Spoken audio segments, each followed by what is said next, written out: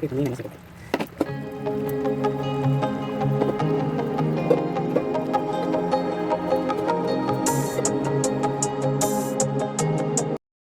இந்த மாதிரி செஞ்சு வச்சுக்கிட்டால் டக்குன்னு எடுத்து செய்ய வசதியாக. எல்லாருக்கும் வணக்கம், வெல்கம் பேக் டு மாம். 60 மணி 12 ஆகும் போது. இன்றைக்கி வந்து வியாழக்கிழமை, வெள்ளிக்கிழமையோ புதன்கிழமையோ ஞாபகமே இல்லை. வியாழக்கிழமை காலையில் 8 மணிக்கு தான் நான் எழுந்திரிச்சேன்.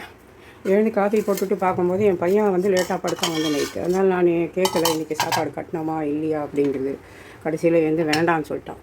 அதனால் என்ன பண்ணிவிட்டு காலையில் இட்லியும் தேங்காய் சட்னியும் பண்ணிவிட்டு அதுக்கப்புறமா முளைக்கீரை தண்டும் கொஞ்சம் கீரையும் இருந்து சேர்த்து பொரியல் பண்ணிவிட்டேன். சாதம் அரிசி கழுவி போட்டாச்சு, அது வந்துட்டு இருக்குது. அதுக்கப்புறம் 10 மணிக்கு மேலே தான் நான் கடைக்கு போயிருந்தேன். கடைக்கு போயிட்டு என்னென்ன வாங்கிட்டு வந்தேன்னா மீன் இறா வாங்கிட்டு வந்தேன். எப்பவும் போல் ஒரு 1/2 கிலோ இறா வாங்கிக்கிட்டு மீதி ஒரு 50 ரூபாய்க்கு மீன் கேட்டேன். சங்கரா மீன் கரெக்டாக 1 2 3 4 5 சங்கரா, குட்டி சங்கரா.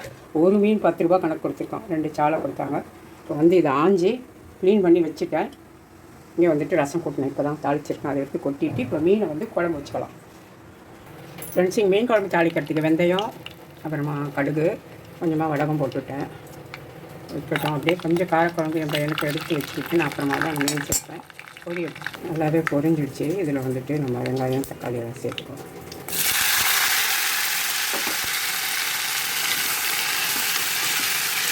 எவ்வளோ வெங்காயம் தக்காளி 1/4 கிலோ மீனாக இருக்கும். வேறு வழி இல்லை. காரக்குழம்பு வச்சுருக்கிறதுனால நம்ம அதெல்லாம் போட்டு தான் ஆகணும். இப்போ ரொம்ப உப்பு சேர்த்துட்டு ஒரு ஸ்பூன் கல்லுக்கிட்டோம்.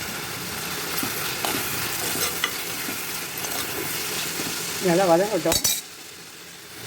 ஃப்ரெண்ட்ஸ், வெங்காயம் தக்காளி எல்லாமே நல்லா வதங்கிடுச்சு. இப்போ காரக்குழம்பு கொஞ்சம் எடுக்கிறதுனால நான் என்ன பண்ண போகிறேன், கொஞ்சமாக வெந்தய பொடி சேர்த்துக்கிறேன்.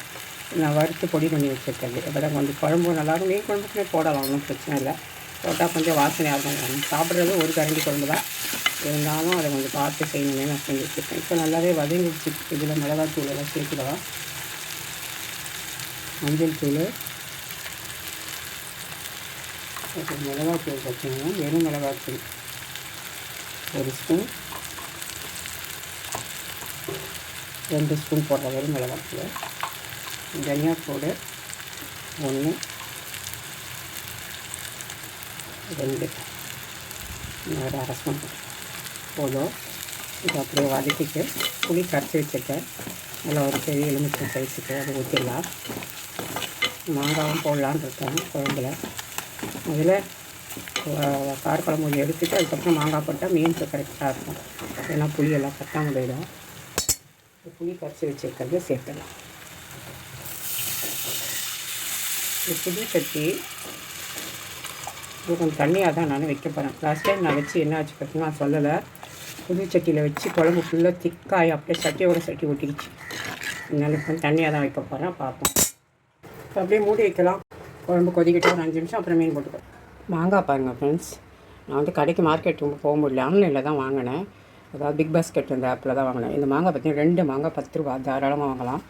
அதுக்கு மேலே கொடுக்க மாட்டாங்க. அது கம்மி ப்ரைஸ் 10 ருபீஸ் போடுவாங்க. அதில் பார்த்திங்கன்னா இந்த மாதிரி பார்த்து நீங்கள் கூட வாங்கலாம்.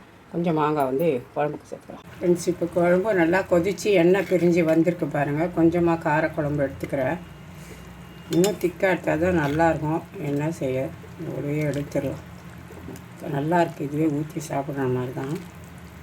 இங்கே எடுத்துகிட்டு நான் காட்டுறேன் உங்களுக்கு. ஃப்ரெண்ட்ஸ், இப்போ குழம்புல நம்ம வந்துட்டு மாங்காய் சேர்த்துட்டு அப்படியே மீனை சேர்த்துடலாம். ஒரு சைடு மாங்காய் தான் எடுத்துருக்கேன், ஒரு 3 பீஸாக போட்டுட்டு இப்போ மீன் எல்லாம் சேர்த்துக்கிட்டேன்.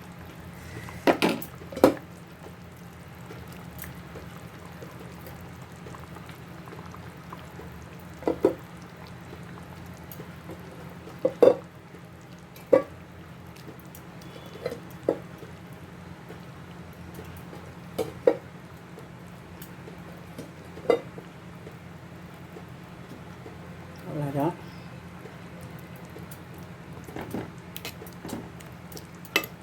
அப்படியே மூடி வச்சுட்டு ஒரு 5 நிமிஷம் குழம்பு கொதிக்கட்டும். அப்புறம் பார்க்கலாம்.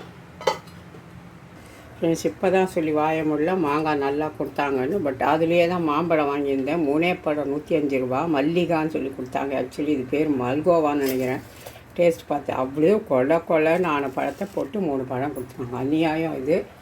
சரி, வாங்கியாச்சு. இனிமேல் ஆன்லைனில் வாங்கக்கூடாது. ஏன்னா நம்ம நேரில் போய் வாங்கினா தான் பழமெல்லாம் நல்லாயிருக்கும். சில சமயம் நல்லாயிருக்கும், சில சமயம் நல்லா இருக்காது. அப்புறம் இன்னொரு ஒரு சின்ன டிப்ஸு சொல்ல போகிறேன் உங்களுக்கு. இது என்ன தெரியுதா பாருங்கள், புரியுதா? ஷ்ரிம்ப்புன்னு சொல்லுவோம் இல்லையா, ஸ்மால் ப்ரான், தமிழில் சென்னாக்குனி, அதுதான் இது. இப்போ நான் என்ன பண்ணியிருக்கேன், அதை கம்ப்ளீட்டாக எடுத்து க்ளீன் பண்ணி எல்லாத்தையும் வாஷ் பண்ணி நல்லா புழிஞ்சி கொஞ்சம் லேசாக ஆனால் தணலில் காட்டிட்டு அதுக்கப்புறம் எடுத்து வெயிலில் காய வச்சேன். நல்லாவே தான் இருக்குது. ஆனால் இது பத்தாது நம்மளுக்கு. இது வந்து ஸ்டோர் பண்ணி வைக்கிறதுக்காக ரெடி பண்ணுறேன். அதனால் இப்போ வந்து ஒரு கடாய் போட்டிருக்கேன். இந்த கடாயில் வந்துட்டு இது போட்டு நம்ம ஃப்ரை பண்ணி எடுத்து வச்சுக்கிட்டோன்னு வைங்களேன், நம்ம எதாவது டிஷ்ஷு செய்கிறப்போ அதுக்கு நம்ம யூஸ் பண்ணிக்கலாம். இது வந்து சின்ன ஃபேமிலி பண்ணுறவங்க கொஞ்சம் கொஞ்சம் போடுவாங்க. நான் ஒரே ஆள், எனக்காக செய்யும்போது ஒரு பிடி அளவுக்கு தான் எடுத்து எனக்காக நான் செஞ்சுக்கும் போது அதை க்ளீன் பண்ணி அதை அந்த நேரத்துக்கு கழுவி எல்லாம் போடும்போது ரொம்பவே கஷ்டமாக இருக்கும். அதுக்காக தான் நான் இந்த வேலை பார்க்குறது. நல்லா ஃபஸ்ட்டே கழுவிட்டு நம்ம வந்துட்டு காய வச்சுட்டு வெயிலில் அந்த கொஞ்சம் நஞ்சம் இருக்க அந்த ஈரப்பதத்தை இந்த மாதிரி நல்லா வறுத்து வச்சுக்கணும். எடுத்துகிட்டு ஒரு பாட்டிலில் போட்டு ஸ்டோர் பண்ணி ஃப்ரிட்ஜில் வச்சுக்கிட்டுன்னு வைங்க. நம்ம இப்போ எதாவது செய்கிறப்போ எடுத்து டக்குன்னு யூஸ் பண்ணிக்கலாம். இப்போ நான் வறுக்கிறேன் பாருங்கள். லேசாக அந்த ஈரப்பசை போனால் போதும். ஏன்னா நம்ம தண்ணியில் கழுவி இருக்கோம் இல்லையா, அதனால தான் சொல்கிறேன்.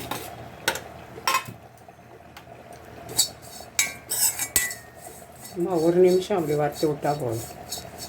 கொஞ்சம் கொஞ்சமாக போட்டு வறுத்துட்டு எடுத்து வச்சுக்கலாம்.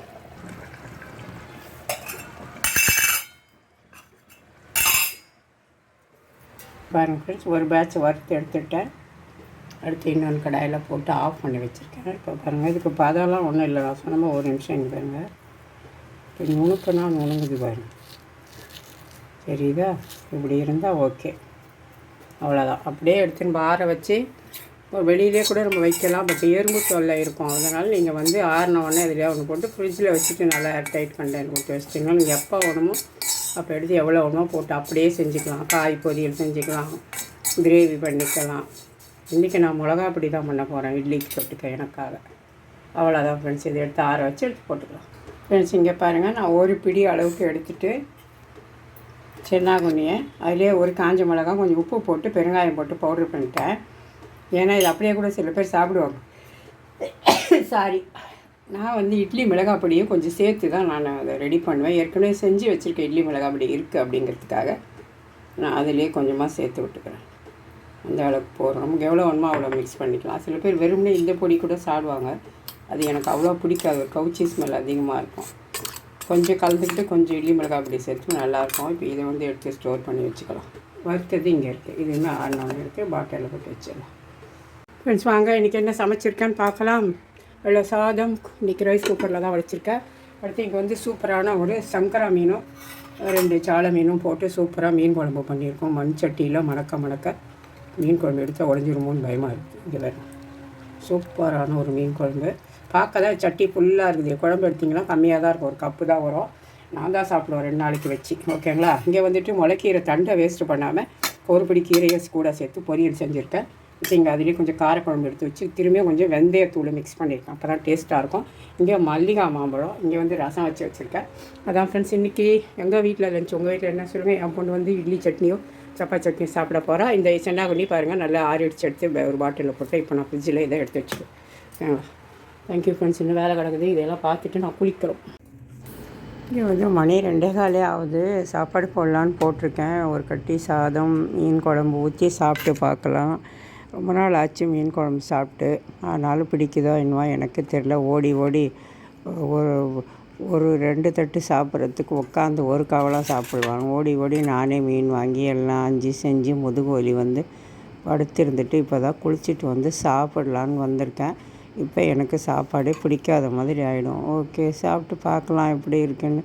ஏன் ஒரு ஆளுக்கு தான் மீன் குழம்பு. பார்க்க சட்டி பெருசாக அகலமாக இருக்கிறதுனால உங்களுக்கு குழம்பு நிறைய தோணும். இல்லை, மீன் எடுத்தால் குழம்பு கம்மியாக தான் இருக்கும். சாப்பிட்டு பார்க்கலாம் எப்படி இருக்குன்னு பேசஞ்சு சாப்பிட்டு பார்த்து சொல்கிறேன். இப்போல்லாம் வர மீன் குழம்பு கூட அதிகமாக செய்கிறதே இல்லை வீட்டில். அந்த மாதிரி ஆயிடுச்சு எனக்கு.